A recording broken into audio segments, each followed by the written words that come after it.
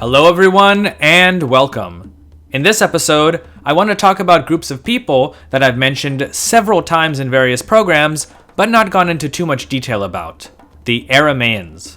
They played a huge role in the history of the ancient Near East and beyond. The name Aramaean has been given to various population groups of the Iron Age who inhabited large areas of the Fertile Crescent, especially what's today northern Syria and Iraq. They're named as such because they spoke versions of a Western Semitic language that we call Aramaic. Scholars, though, debate their origins and how they entered into Mesopotamia. Were they new tribal and pastoral groups that migrated into the region, or were they simply the Iron Age descendants of older Bronze Age populations such as the Amorites, who had occupied much of the same region since at least the 2nd millennium BCE? The first written mention of a people known as the Aramaeans comes from the 11th century BCE texts of the Assyrian king Tiglath-Pileser I, who calls them Ahlamu, and claims that they were a great nuisance. He reports crossing the Euphrates River at least 28 times to confront Aramaeans who were causing trouble on his western borders, and says in one of his annals, "I marched against the Ahlamu. I plundered from the edge of the land of Suhu to the city of Carchemish of the land of Hatti in a single day. I massacred them and carried back their booty, possessions, and goods without number. The rest of their troops crossed the Euphrates. I crossed the Euphrates after them. I conquered 6 of their cities at the foot of Mount Bishri, burnt, razed, and destroyed them." One of his successors, Ashur-bel-kala, who reigned from 1073 to 1056 BCE, also reported numerous campaigns against them. By then, though, the Aramaeans had spread deep into Babylonia. Here, though, they didn't have states of their own, but lived as migrants on the periphery of society. Despite this, they were still able to make trouble for the locals, at least according to the records from the time that have survived.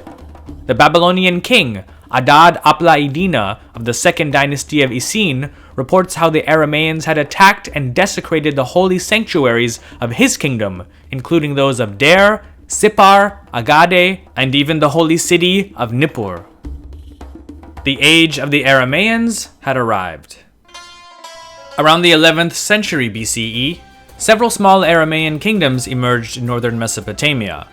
Some of the more well-known kingdoms were those of Bit Zamani, Bit Bahiani, Bit Adini, Bit Gabari Yadiya, Bit Agusi, and probably the most famous, Aram Damascus.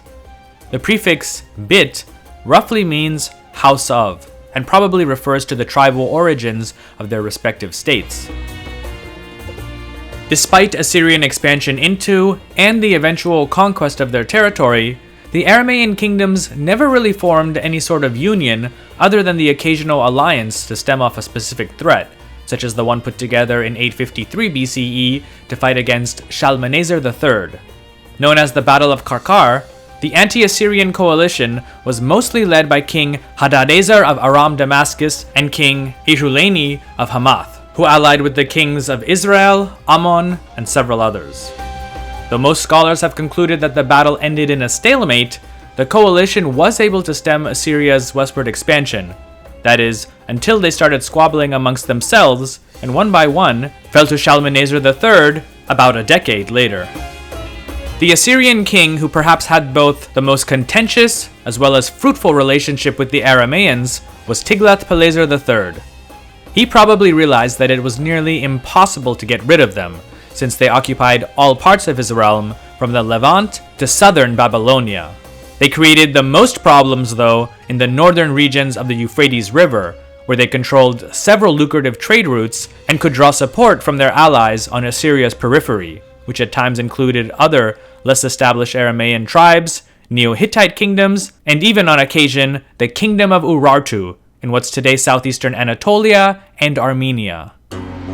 During Tiglath-Pileser III's reign between 745 to 727 BCE, he conquered or annexed several Aramaean kingdoms and lands with a sort of carrot and stick strategy. Knowing that the various Aramaean tribes and kingdoms were extremely divided, he allowed those Aramaean rulers who willingly submitted to him to remain in power and run their kingdoms with a relatively large degree of autonomy, provided that they remained loyal to Assyria.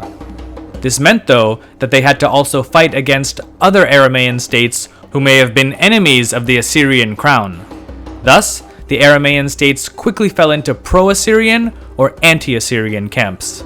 This policy tended to work in Tiglath-Pileser's favor and allowed future Assyrian kings to keep a relatively firm grip on the Aramaean lands of the northeastern Levant almost up until the fall of the Assyrian Empire between the years 1615 to 1610 BCE. Though at times there were conflicts, the majority of Aramaean states peacefully coexisted with their neighbors, especially with the Neo-Hittite kingdoms of southwestern Anatolia and the Phoenician city-states of the coast. This was probably in part due to their strong commercial relationships with each other. The Aramaeans' greatest contribution to world history was their language. In order to help prevent massive revolts, as well as make certain areas of the empire more productive, most Neo-Assyrian kings had a policy of deporting the surviving populations of their conquered enemies to other areas of their realm. Perhaps the most well-known instance of this was the deportation of the surviving population of the northern kingdom of Israel by Sargon II. It's likely that within a generation or two, such populations were assimilated into their new surroundings, with their distinct culture and language slowly being phased out of existence. Interestingly enough, this was not the case for the Aramaeans. In fact, the destruction and deportations of Aramaean populations actually expanded their influence all over the ancient Middle East, especially with regard to their language. Because the Aramaeans were arguably the most populous of the various peoples during the Iron Age, their dispersal by the Assyrians led to large numbers of them ending up in all parts of Greater Assyria, Babylonia, southwestern Anatolia, and of course, the Levant. Due to this, Aramaic became the lingua franca, or main language of communication, throughout the region, replacing even Akkadian, which for over 1,000 years had previously been the standard international language of diplomacy.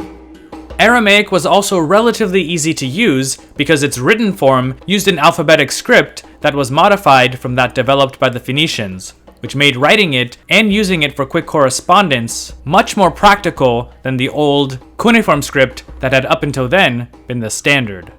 Despite the widespread adoption of the Aramaic language and script, there's actually very little written about the Aramaeans, their history, and culture outside of Assyrian and biblical texts, and that too mainly of the major kingdoms and states. There were many other Aramaean tribes who lived outside of these areas, but at the moment, relatively little is known about them. So, if you didn't before, I hope that you now have a general idea of who the Aramaeans were and what their role was in the ancient Near East. As always, thanks so much for stopping by, I really appreciate it. If you learned something or simply just enjoyed the video, please don't hesitate to hit that like button because it helps the channel out a lot. Also, check out the History with Sai podcast, where I go into more detail with regard to some of the topics discussed on the channel. You can also follow History with Sai on Instagram, Facebook, and Twitter. Thanks again, and I'll catch you in the next episode. Take care and stay safe.